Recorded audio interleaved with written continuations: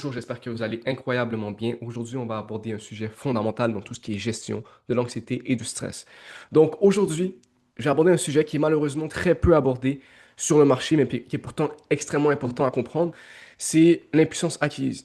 Et je vais revenir sur la définition exacte du concept, mais j'aimerais juste aborder l'aspect que je trouve un peu dommage, qui est qu'en ligne, on voit beaucoup de choses dans tout ce qui est gestion de l'anxiété, dans tout ce qui est bien-être, des choses un peu abstraites, ésotériques, donc tout ce qui est méditation, vibration, élever sa conscience et tout. Donc des choses qui sont quand même intéressantes et qui attirent les gens et que vous regardez peut-être, mais qui sont pas réellement utiles ou applicables ou concrets dans la vie réelle. Et je trouve ça dommage parce que c'est déjà aussi pas très basé sur la science, c'est pas basé sur la psychologie, mais il y a beaucoup de gens qui font ce genre de vidéos, il y a beaucoup de gens qui font beaucoup de vues avec ce genre de vidéos.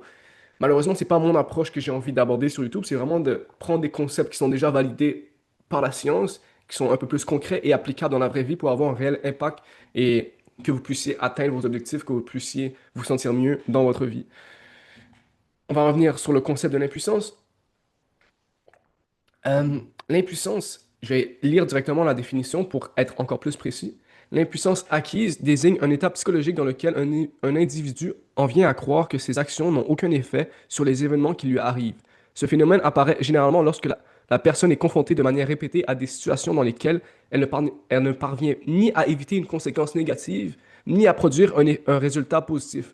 Donc, ce que ça veut dire, c'est qu'une personne se retrouve dans un environnement où même éviter une conséquence, même éviter quelque chose de négatif est impossible, et même produire quelque chose de positif, faire quelque chose est impossible. Donc, je pense que vous le savez déjà, le cerveau, c'est son objectif de base, c'est vraiment réduire la douleur et augmenter la dopamine, augmenter son plaisir. Donc, réduire la douleur et augmenter son plaisir. Lorsque le cerveau sent qu'il peut pas faire ça, il se retrouve dans une situation où il n'a aucun contrôle et donc d'impuissance. L'impuissance qui est corrélée à l'anxiété, au stress, à des états dépressifs. Donc, les gens qui se sentent sur une longue durée impuissants vont souvent ressentir ces effets négatifs qui est l'anxiété, le stress, à cause qu'ils n'ont aucune stratégie pour faire face aux problèmes, aux événements qui arrivent dans leur environnement. Et ça, c'est problématique parce qu'il y a beaucoup de gens qui ont des problèmes, mais qui ne savent pas réellement comment les régler, ou qui pensent pouvoir les régler, mais qui réalisent qu'ils n'y arrivent pas réellement. Ce concept a été développé dans les années 1960 par le psychologue Martin Seligman, je ne sais pas si je le prononce bien, dans le cadre de recherche expérimentale en psychologie comportementale. Et il y a une expérience, je pense, très concrète qui va pouvoir vous illustrer encore mieux l'impuissance acquise. Ça a été fait sur des rats. Donc, qu'est-ce qu'ils ont fait? C'est qu'ils ont mis un rat dans une salle, et dans cette salle, ils ont mis deux leviers. Un levier qui donnait une décharge électrique et un levier qui donnait de la nourriture. Rapidement, le rat, c'est assez basique, arrivait à trouver une stratégie. Donc, il allait généralement appuyer ben pas généralement, à chaque fois, il allait appuyer sur le levier qui donnait de la nourriture. C'est logique, c'est basique. Le rat a réussi à comprendre ça assez rapidement et appuyait sur le levier qui lui donnait de la nourriture, il se sentait bien. Maintenant, on a mis dans une situation incontrôlable où il n'y avait aucune stratégie. On a mis le rat dans une situation où les deux leviers donnaient des décharges et donnaient quelquefois de la nourriture. Donc, le rat ne savait pas quand est-ce que ça allait donner une décharge, il ne savait pas quand est-ce que ça allait donner de la nourriture. Il n'y avait aucune stratégie pour faire face à son environnement. Il était un peu justement en impuissance, il n'y avait aucun contrôle. Donc, après quelques minutes, qu'est-ce que le rat a fait? C'est qu'il a juste arrêté d'essayer. Il a arrêté d'appuyer sur les leviers. Et qu'est-ce qui est drôle, c'est qu'on a même arrêté de donner des décharges, mais le rat a arrêté d'essayer malgré qu'il n'y avait plus de décharges parce qu'il avait appris que ses comportements n'avaient plus aucun impact. Donc, même si l'environnement change et même s'il trouve des stratégies, à cause de cet état d'impuissance, d'incontrôle, il a juste arrêté d'essayer. Et c'est devenu une croyance et le rat était juste dans un état dépressif, de résignation passive, donc il a arrêté d'essayer. Ce phénomène illustre le mécanisme central de l'impuissance acquise, l'apprentissage que les actions n'ont pas d'effet sur les résultats. Donc c'est vraiment, je ne sais pas si c'était clair l'exemple, mais c'est vraiment comprendre qu'il y a beaucoup de gens qui se retrouvent dans une situation, que ce soit des rats, que ce soit des animaux, comme des humains, dans une situation où ils n'ont aucun contrôle sur l'environnement. Et ça, c'est très problématique. Puis c'est un des aspects fondamentaux qui va créer la dépression, qui va créer du stress chronique. Parce qu'une personne qui n'a aucun contrôle se sent impuissant, euh, se sent impuissant justement. Puis c'est un des pires sentiments qu'un humain peut ressentir, c'est le sentiment de perte de contrôle. Le premier mécanisme est la diminution du contrôle perçu sur les événements. Euh, Lorsque les individus ne perçoivent plus de relation entre leurs actions et leurs résultats, il cesse progressivement d'investir de l'énergie dans l'action. Donc, quand tu sens que tu n'as plus aucun impact sur sur l'environnement lorsque tu fais certaines actions, l'humain arrête juste d'essayer. C'est normal. Le cerveau, quand il voit qu'il n'arrive pas à éviter une douleur ou n'arrive pas à aller chercher du plaisir, il fait juste plus rien.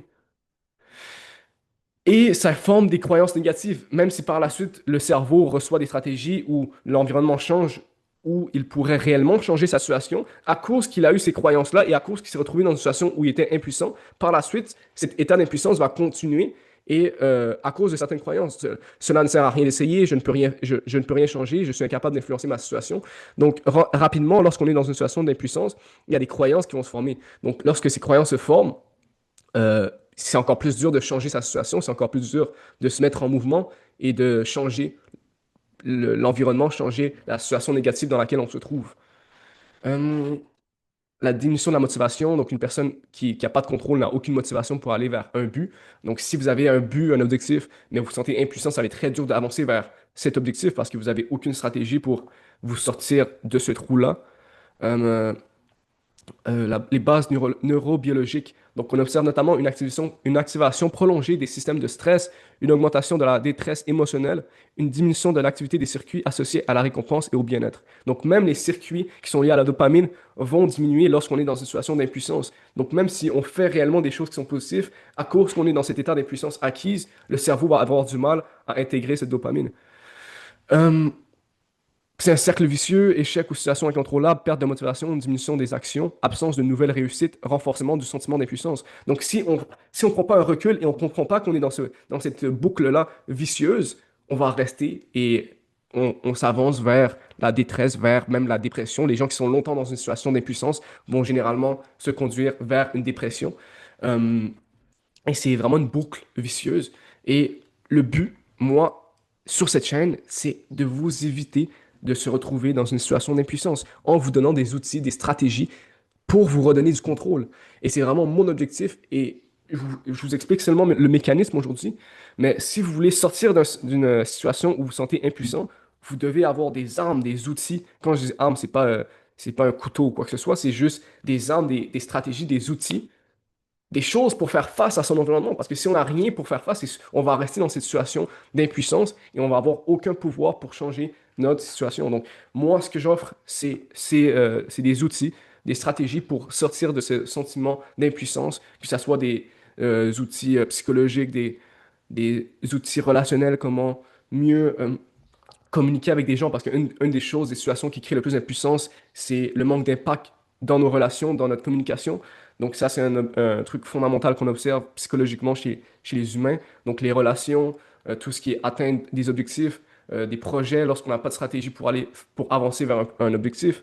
Donc moi, mon but sur cette chaîne, c'est vous enlever de ce sentiment d'impuissance en vous donnant des outils pour faire face à vos obstacles et sortir de cette situation qui est un peu impuissante où vous avez aucun contrôle. Donc, on reprend du contrôle et c'est ce que je vais faire dans cette chaîne, vous redonner du contrôle, vous redonner de la puissance et sortir de l'impuissance euh, avec des stratégies, des outils. J'offre aussi du coaching pour vous aider à sortir de ça. Donc, si vous voulez vous tenir plus au courant de ce que je fais, n'hésitez pas à vous abonner et à réserver un appel de coaching. Je ne sais pas si je vais mettre le lien directement aujourd'hui, mais je vais très prochainement vous parler plus en plus du coaching que j'offre et comment je peux vous aider à sortir de ces situations où vous n'avez aucun contrôle.